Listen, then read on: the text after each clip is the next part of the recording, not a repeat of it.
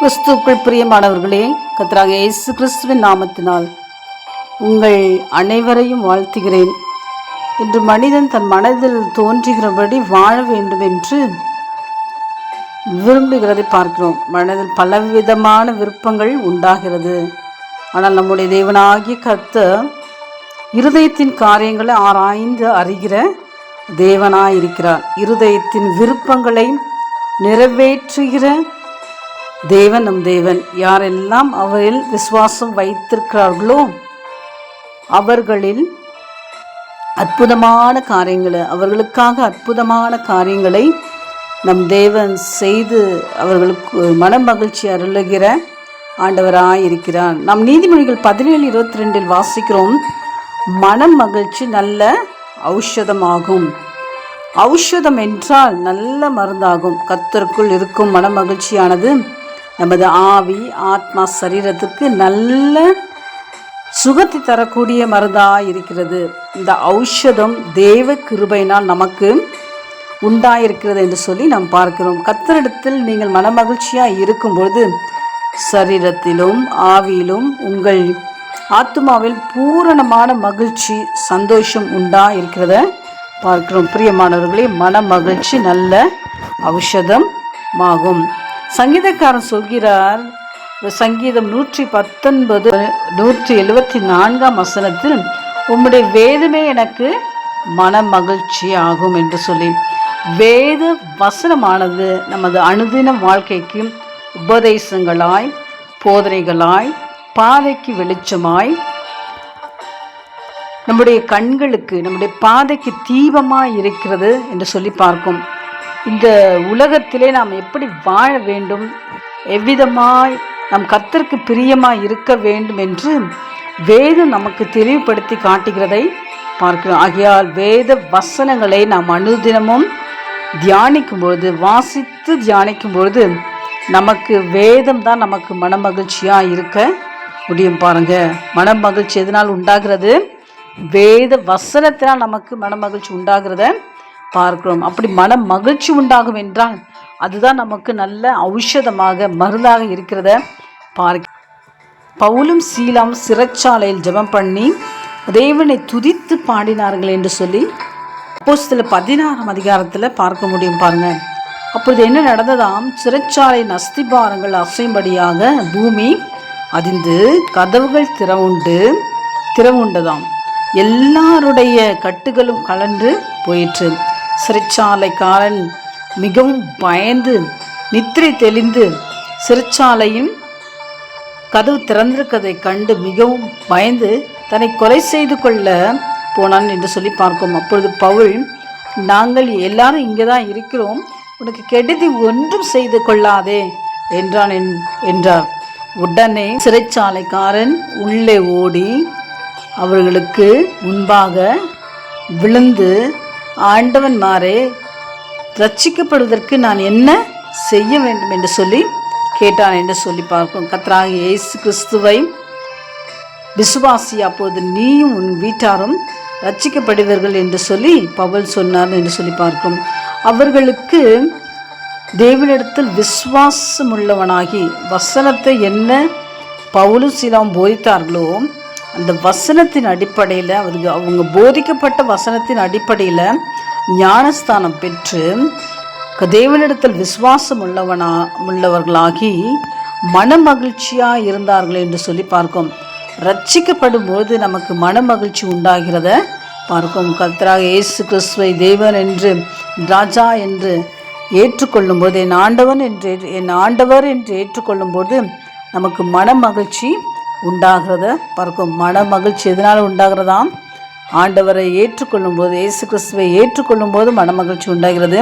அவருடைய வசனத்தை படிக்கும்போது, தியானிக்கும் போது, அதன்படி வாழும்போது நமக்கு மன மகிழ்ச்சி உண்டாகிறத பார்க்கும். மன மகிழ்ச்சி தான் நமக்கு நல்ல ஔஷதமாகும். பிரியமானவர்களே, இந்த மாதத்தில் வாக்குத்தத்தமானது, கர்த்தரிடத்தில் மன மகிழ்ச்சியாக இரு, அவர் உன் இருதயத்தில் வேண்டுதல்களை உனக்கு அருள் செய்வார். கர்த்தரிடத்தில் மன மகிழ்ச்சியாக இரு, அவர் உன் இருதயத்தில் வேண்டுதல்களை அருள் செய்வார் என்று சொல்லி சங்கீதம் 37 சங்கீதம் 4வது வசனத்தில் நம் பார்க்கிறோம். மன மகிழ்ச்சியாய் கர்த்தரிடத்தில் நம் மன மகிழ்ச்சியாக இருக்கும்பொழுது நிச்சயம் நாம் வேண்டுதல் செய்கிற காரியங்களை, நம்மளுடைய இருதயத்தின் வேண்டுதல்களை கர்த்தர் நிறைவேற்றுகிற தேவனாக இருக்கிறார் பாருங்க. ஆமாம், கர்த்தர் நல்லவர் பாருங்க. கர்த்தர் நல்லவர். நம்மளுடைய இருதயத்தினுடைய காரியங்களை அறிந்த தேவன் பாருங்க. நாம் நம்முடைய தேவைகளை சந்திக்கிற தேவனாக இருக்கிறார். அவரே நமது மன மகிழ்ச்சியாக இருக்கிறத பார்க்கும். பிரியமானவர்களே, இந்த மன மகிழ்ச்சியானது முக மலர்ச்சி தருகிறது என்று சொல்லி நாம் நீதிமொழிகளில் வாசிக்கிறோம். மேன்மையான நிலையில் நம்மை தேவன் ஸ்திரப்படுத்துகிற தேவனாக இருக்கிறார். கர்த்தருடைய பரிசுத்த நாளாகிய ஓய்வு நாள் நம்ம ஏசாயாவில் வாசிக்கிறோம். ஏசாயா 58 அதிகாரம் 13-14 வசனத்தில் கர்த்தருடைய பரிசுத்த நாளாகிய ஓய்வு நாளை மன மகிழ்ச்சியின் நாள் என்றும் கர்த்தருடைய பரிசுத்த நாளை மகிமையுள்ள நாள் என்றும் சொல்லி அதை மகிமையாக எண்ணும் பொழுது அப்பொழுது நம்ம என்ன எப்படி இருப்போமா? கர்த்தரில் மன மகிழ்ச்சியாக இருப்போமாம். பூமியின் உயர்ந்த இடங்களில் கர்த்தர் நம்ம என்ன பண்ணுவாராம்? உயர்ந்திருக்க பண்ணி உயர்ந்த ஸ்தலங்களில் நம்மளை கொண்டு போய் முடிக்கிற தேவனாக இருக்கிறார் பாருங்க. கர்த்தரில் மன மகிழ்ச்சியாக இருப்போம். கர்த்தருடைய நாளை மன மகிழ்ச்சியாக நம்ம எண்ணும் பொழுது நாம் எப்படி இருப்போமா? மன மகிழ்ச்சியாக இருப்போம். பூமியின் உயர்ந்த இடங்களில் கர்த்தர் உங்களை ஏறி இருக்க பண்ணும்படி பண்ணி உன் தகப்பனாகி யாக்கோபுடைய சுதந்திரத்தால் தேவன் உங்களை போஷிப்பார் என்று சொல்லி ஏசாயால நம்ம படிக்கிறோம் பாருங்க. பிரியமானவர்களே, இது கர்த்தருடைய வாய் சொல்லிட்டு என்று சொல்லி பார்க்கிறோம். கர்த்தருடைய பரிசுத்த நாளை, ஓய்வு நாளை நாம் மன மகிழ்ச்சி நாளாக எண்ணும்போது கர்த்தர் நமக்கு மன மகிழ்ச்சி கொடுக்கிறார் என்று சொல்லி பார்க்கிறோம். இதை கேட்டுக்கொண்டிருக்க அருமையான சகோதரனே, சகோதரியே, கர்த்தருடைய சமூகத்தில் மன மகிழ்ச்சினால் நிரம்பும் பொழுது, கர்த்தருடைய சமூகத்தில் மன மகிழ்ச்சியாக நிரம்பும் பொழுது என்ன ஆகுதான்? தேவனுடைய ஆசீர்வாதங்களை நாம் நிறைவாய் பெற்றுக்கொள்ள முடியும் பாருங்க. அவர் என்றைக்கும் நாம் அவரால் தேவனால் போஷிக்கப்படுகிறத பார்க்கிறோம் பாருங்க. அதனால் உங்களுக்கு பராமரிப்பும் பாதுகாப்பும் உண்டாகிறத பார்க்கும். கர்த்தரிடத்தில் நம்ம மனமகிழ்ச்சியாக இருக்கும்பொழுது நம்ம வேண்டுதல்களை கர்த்தர் நிறைவேற்றுகிறான். கர்த்தரிடத்தில் நம்ம மனமகிழ்ச்சியாக இருக்கும்பொழுது நம்ம தேவைகள் சந்திக்கப்படுகிறது.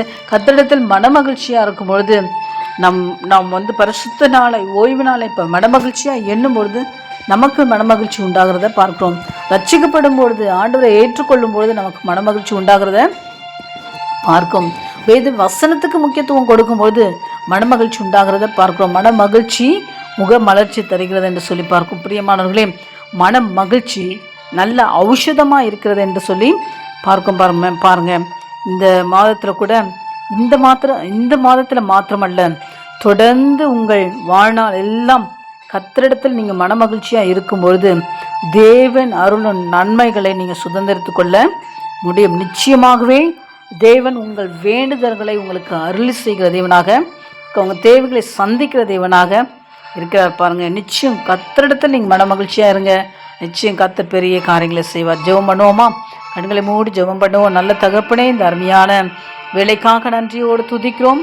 கர்த்தாவே, உங்களுடைய மன மகிழ்ச்சினால் எங்களை நிரப்புகிற தேவன், எங்களுடைய இருதயத்தை மன மகிழ்ச்சினால் நிரப்புகிற தேவனாக இருக்கபடியால் நன்றியோடு துதிக்கிறோம். இந்த மாதத்தில் நாங்கள் கேட்ட வசனத்தின்படி, வாக்கு தத்துவத்தின்படி, நீர் எங்களுக்கு கொடுத்திருக்க வாக்கு தத்துவத்தின்படி மன மகிழ்ச்சி கர்த்தர் நீர் எங்களுக்கு தர வேண்டுமா செபிக்கிறோம்.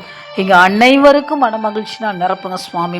நாங்கள் மன மகிழ்ச்சியாக இருந்து, உமக்குள்ள மன மகிழ்ச்சியாக இருந்து கர்த்தாவே, நீர் எங்களுடைய இருதயத்தினுடைய வேண்டுதல்களை நிறைவேற்றுகிற அந்த காரியங்களை கண்டுமை துதிக்க நீ உதவி செய்யணுமா செபிக்கிறோம். அப்பா கர்த்தாவே, நாங்கள் பரிசுத்த நாளாகி ஓய்வு நாளில் மனமகிழ்ச்சியாய் அதை அனுசரிக்க, அதை ஆண்டவரே மனமகிழ்ச்சியாக எண்ணும் பொழுது எங்களுக்கு மனமகிழ்ச்சி உண்டாகிறது என்று சொல்லி நாங்கள் பார்க்கிறோமே. நாங்கள் அந்த நாளில் ஓய்வு நாளில் நாங்கள் பரிசுத்தமாய் அனுசரிக்க, நமக்கு பிரியமுள்ள பிள்ளைகளாக நாங்கள் அந்த நாளில் வாழ, அந்த நாளில் மாத்திரம் இல்லை, ஒவ்வொரு நாளும் அவ்விதமாக வாழ்ந்து மனமகிழ்ச்சினால் நன்மைகளை நாங்கள் பெற்றுக்கொள்ள ஒவ்வொருவருக்கும் வேண்டிய கிருபைகளை தருவீராக. விசேஷமாக இதை கேட்டுக்கொண்டிருக்க அந்த பிள்ளைகள் ஒவ்வொருவரையும் இப்படி கருத்தில் தருகிறோம் அப்பா. ஒவ்வொருடைய வாழ்க்கையிலும் கர்த்தர் பெரிய காரியங்களை செய்ய வேண்டுமா செபிக்கிறோம். ஆண்டவரே, அவர்களுடைய மன வேதனை என்ன என்று எங்களுக்கு தெரியாது.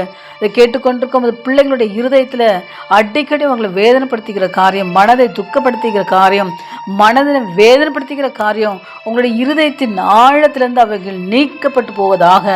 மன மகிழ்ச்சின்னு அவர்களை நிரப்புங்க சுவாமி.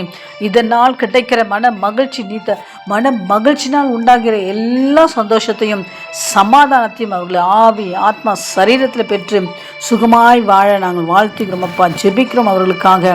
கர்த்தர் நீர் அவர்களுடைய வாழ்க்கையில் பெரிய காரியங்களை செய்ய வேண்டுமா ஜெபிக்கும். நிச்சயமாக இந்த மன மகிழ்ச்சி ஆண்டவரை இப்பொழுது மாத்திரமல்ல, அனுதினமும் அவர்கள் மனமகிழ்ச்சியில் மகிழ்ந்து உமக்குள்ளாக கர்த்தாவே நீர் கொடுக்கிற நன்மைகளை சுதந்திரித்து கொள்ள ஒவ்வொரு பிள்ளைகளையும் கர்த்தர் நீர் ஆசீர்வதிக்க வேண்டுமா ஜெபிக்கிறோம். எங்கள் ஜெபத்தை கேட்டதுக்காக நன்றியோடு துதிக்கிறோம். சகல துதி கன மகிமையும் ஒருவருக்கே செலுத்துகிறோம். மீட்பர் இயேசு கிறிஸ்துவின் மூலமாக துதிகளோட கூடிய விண்ணப்பங்களை ஏறடிக்கிறோம் நல்ல பிதாவே. ஆமேன், ஆமேன்.